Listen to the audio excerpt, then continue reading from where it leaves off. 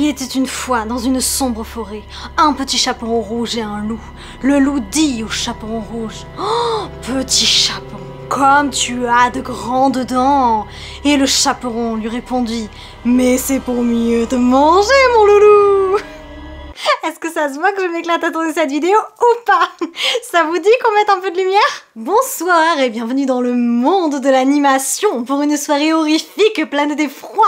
Je suis en retard comme d'habitude, Halloween était le 31 octobre, mais peu importe, Halloween, n'est-ce pas la naissance de l'effroi? Et donc le mois de novembre n'est-il pas le mois de l'effroi lui-même? Halloween n'est que le lancement, le commencement, the beginning de November, voilà, c'est tout ce que j'ai à dire.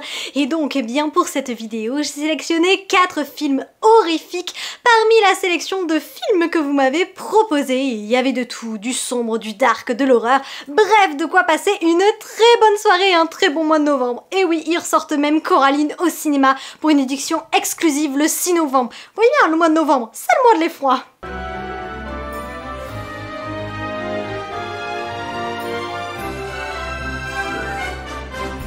Alors, est-ce qu'on se tente une vidéo à la bougie ou pas? J'ai fait un effort vestimentaire et de maquillage, je me dis que ça se verra moins, mais clairement, franchement, faire une vidéo à la bougie, j'adore le concept. Voilà, je m'éclate toute seule comme une grande dans mon salon, ma chaîne se demande ce que je fais, mais c'est pas grave, je m'amuse et c'est ce qui compte.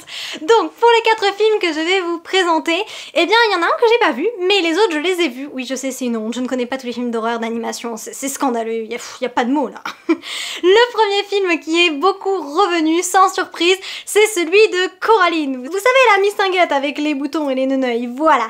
Eh bien Coraline, ça fait très longtemps que je ne l'ai pas vue, mais franchement on peut pas faire une soirée horrifique d'animation sans parler de Coraline. Coraline, c'est donc un film de Henry Selick. Henry Selick qui est également le réalisateur de L'étrange Noël de Monsieur Jack. Ce film est sorti en 2009 et quand il est sorti en 2009 dans les salles de cinéma, il était d'ailleurs déconseillé aux moins de 10 ans. Comme c'est curieux. J'avais moi-même 10 ans à l'époque où il est sorti, heureusement. Ma mère a eu la bonne idée de ne pas m'amener au cinéma voir Coraline. Je pense que je n'en serais pas ressortie vivante. Je ne serais pas là pour vous tourner la vidéo actuellement. Coraline, c'est donc un film en animation stop motion, comme beaucoup de films effroyables, L'étrange Noël de Monsieur Jack, Les noces funèbres et j'en passe. Mais il a la particularité, ce film, eh bien, d'être un des premiers à lier l'animation stop motion avec la 3D. C'était assez intéressant, surtout pour l'époque, hein, il y a 20 ans, l'animation était pas pareil, bon, pas tout à fait 20 ans, ça fait 15 ans, mais bon, arrondissons. Et donc, eh bien, c'est un des premiers films à intégrer des visuels 3D. Je me souviens pas spécialement très bien de l'histoire, je vous avouerai. Je l'ai vu une fois, ça m'a largement suffi. Moi, j'aime les grandes histoires d'amour, je n'aime pas les films effroyables, c'est pour ça que je suis habillée comme ça. Ça respire l'amour, tout ça. Et donc, eh bien, Coraline Jones, c'est une fillette intrépide, beaucoup trop intrépide pour son propre bien et pour celui de ses parents.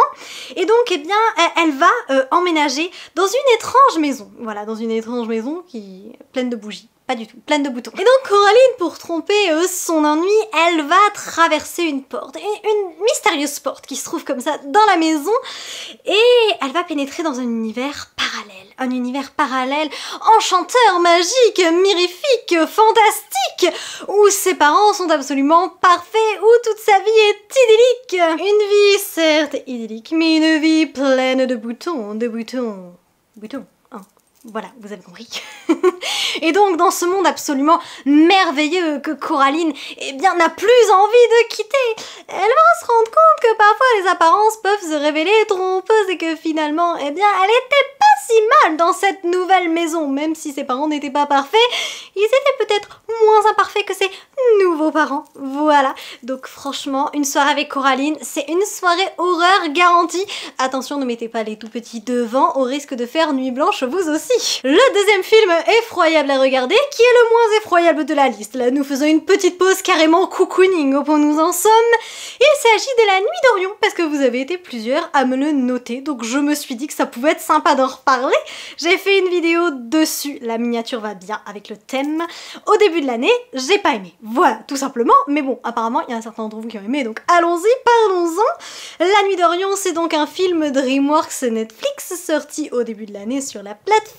Il est en synthèse et il raconte l'histoire d'Orion qui il a les chocottes. Oui, là, à ce stade, il est tétanisé par tout, ce pauvre garçon. Mais au-delà du fait d'être terrifié par son ombre, ce dont il a le plus peur, Orion, c'est de la nuit. Je vais pas me brûler avec la bougie non plus. Et donc, Orion, comme il est terrifié par le noir, imaginez-vous bien, ce qui lui ferait le plus peur au monde, c'est de rencontrer la nuit elle-même. Tin, tin, tin. Ça fait un peu avancer, vous savez, dans les Croods, là. Tin, tin, tin. Il y a que moi qui ai la référence, peut-être, c'est pas grave. Et donc, Orion va faire la rencontre de Nuit. Nuit qui est la personnification même de l'obscurité, puisque, eh bien, chaque personnage incarne un moment de la nuit, du noir, de l'endormissement, bref. Et dans les différentes étapes que peuvent traverser les personnages qui représentent l'obscurité, moi, ça ne m'a pas séduite, du tout. Après, je reconnais que pour une nuit un petit peu dark, la nuit d'Orion, c'est sympathique, ça vous fera sûrement passer un beau moment, même si la fin, alors là, accrochez-vous, même avec toutes les lumières allumées, je ne suis pas sûre que vous saisissiez tout. Nous parlons de 3 générations différentes, les enfants, les petits-enfants, les parents, bref, tout se mélange pour un final absolument confus dans cette nuit éternelle, voilà.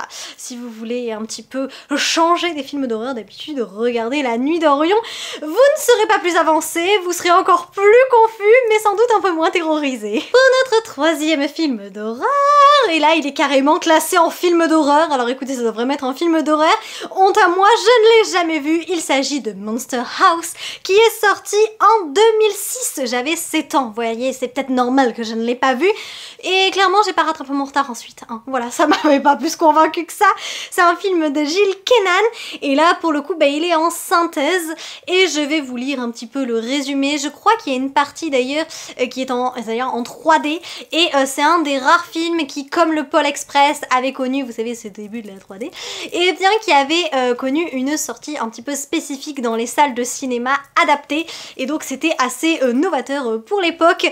Maintenant je pense que c'est presque démodé, non pas presque, c'est démodé, mais bon, j'aime pas dire que les années 2000 sont démodées, voilà, je me sens encore jeune, une vraie petite fille dans un corps d'adulte, ouais voilà, c'est ça. Et donc dans Monster House, que faisons-nous? Nous avons peur, nous tremblons d'effroi, parce que personne ne porte attention à 3 jeunes gens. Et oui, personne ne fait attention aux enfants, c'est vrai ça. Lorsqu'ils clament qu'une résidence de leur quartier est en fait une créature vivante. Coucou Valonia. Pas du tout. Et donc, eh bien, le trio doit trouver un moyen de détruire le monstre afin d'éviter que des innocents ne périssent et que la fin d'Halloween soit absolument horrifique encore plus qu'elle ne l'est déjà. Eh bien, écoutez, franchement, ça me donne envie de découvrir le film. Alors peut-être pas tout de suite, alors que mon appartement est plongé dans le noir, j'attendrai que toutes les lumières soient allumées pour le voir. Vous voyez la pétocharde sur les bords? Pas du tout. Non, pas moi. Je sais qu'il y a quelques fanatiques quand même de Monster House et donc, eh bien, de cet univers et de ces films qui étaient sortis dans ces années-là. En tout cas, moi j'ai envie de le découvrir et je pense que ça peut être un bon film pour une soirée autour de l'effroi et de l'horreur. Et pour terminer cette soirée sur les films horrifiques, effrayants et effroyables, eh bien je me suis fait un petit plaisir. J'ai décidé de mettre un film de Tim Burton. Est-ce l'étrange Noël de Monsieur Jack? Non, trop banal. Est-ce les noces funèbres? Non, trop connu. J'ai décidé de mettre le film Frankenweenie. Et oui, Frankenweenie qui est un Disney qui pour le coup n'est pas si populaire que ça, qui est moi-même un Disney oublié. Il est sorti en 2012, j'avais 13 ans quand je l'ai vu et je suis tombée amoureuse de ce film. J'en ai même placardé des affiches dans ma chambre. Non, j'ai pas poussé de vis jusque là. En revanche, j'ai Sparky, j'ai le petit chien, vous voulez le voir? En fait, je viens de vous faire une fausse joie. Ou une fausse horreur. Sparky est retourné dans sa tombe, enterré, sous le sol. Autrement dit, il est chez mes parents. Donc nous allons continuer sans la présence de Sparky. Et donc Frankenweenie, eh bien c'est un film en stop motion, en pâte à modeler, réalisé par Tim Burton. C'est un peu une collaboration Disney, Walt Disney Animation et Tim Burton Production, voilà. Et donc c'est pour ça que c'est pas un Disney à 100%, c'est pas un Disney classique, voilà, c'est ce que je cherchais.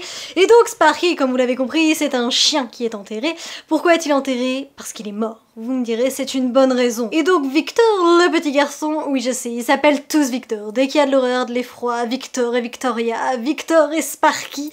Tim Burton aime beaucoup les Victor, ou au contraire il ne les aime pas, ça c'est une forte probabilité. Et donc Victor, ce petit garçon, voit son chien se faire par une voiture explosée, écrasée, écrabouillée, comme il dirait dans Haunted Mansion, il a explosé. Voilà. Et donc après avoir enterré son chien qui était démembré, c'est pas glauque du tout, nous sommes dans une soirée 100% romance et bien-être. Et donc après le chien qui est en petits morceaux, eh bien il va se dire mais pourquoi ne pas recoller les morceaux de mon chien? Mais oui. Et donc Victor, à l'aide de la science et de son enseignante, qui va lui apprendre qu'avec la foudre on peut... Voilà, ressusciter les morts. Il va déterrer son chien, le recoudre, recoller les parties qui vont avec la queue, avec l'arrière-train, la tête avec l'avant-train. Bref, vous avez compris l'idée. Et bien, avec la foudre, Sparky va renaître, va revivre, va revenir à la vie tout simplement. Mais plein de péripéties attendent encore Victor et Sparky parce qu'on ne revient pas d'entre les morts comme ça. Et Sparky risque même de remourir. Et alors là, eh bien encore d'autres épreuves attendent Victor, Sparky et tous leurs amis dans ce film dark signé Tim Burton. J'adore Sparky, sincèrement. J'aime beaucoup Frankenweenie, c'est peut-être un de mes préférés de Tim Burton. Je trouve que l'histoire de Sparky et de Victor est très mignonne, enfin autant aussi mignonne que ça peut l'être étant donné les circonstances et le contexte. Mais autrement, je trouve que c'est vraiment un film très mignon. J'avais 13 ans quand je l'ai vu et pour une fois, je n'ai pas été traumatisée. Donc je considère que c'est un film semi-horrifique. Voilà. Je pense que si nous devions faire un classement des films horrifiques dans l'ordre, je dirais Coraline en numéro 1, j'imagine Monster House en numéro 2, Frankenweenie en numéro 3, et pour terminer, La très douce nuit d'Orion, voilà, qui nous entraînera vers des cieux étoilés, tout ça, voilà, loin de l'horreur, juste un petit peu quoi, un petit peu. Et bien voilà pour ces 4 films sur l'effroi et l'horreur. J'espère que vous avez passé une excellente soirée, une excellente nuit en ma compagnie. Si vous ne dormez pas cette nuit, ce n'est pas de ma faute. Je ne peux que vous conseiller de prendre des somnifères ou alors d'aller faire un tour parce que avec les films que vous aurez vus, clairement si vous dormez sur vos 2 oreilles, c'est que c'est vous qui êtes un petit peu, voilà, attiré par l'horreur. J'ai envie de dire ça parce que le côté morbide de ces films, ça empêche de dormir, je vous assure, oui. La prochaine fois, regardez plutôt La Belle et la Bête ou La Reine des Neiges, des films très bien, je vous assure, excellent également. Dans les commentaires, n'hésitez pas à me dire quel film vous avez déjà vu parmi ces 4 films de l'horreur et n'hésitez pas également à me recommander d'autres films effroyables et pourquoi pas à me dire si ce format vous a plu. Peut-être qu'on pourra tourner toutes les vidéos à la bougie désormais, ça me fera faire des économies d'électricité, vu le prix d'électricité en ce moment, c'est peut-être une bonne idée. Éclairons-nous et chauffons-nous à la bougie, je crois que c'est tout ce qu'il nous reste à faire, en espérant vous avoir apporté un peu d'effroi. À bientôt!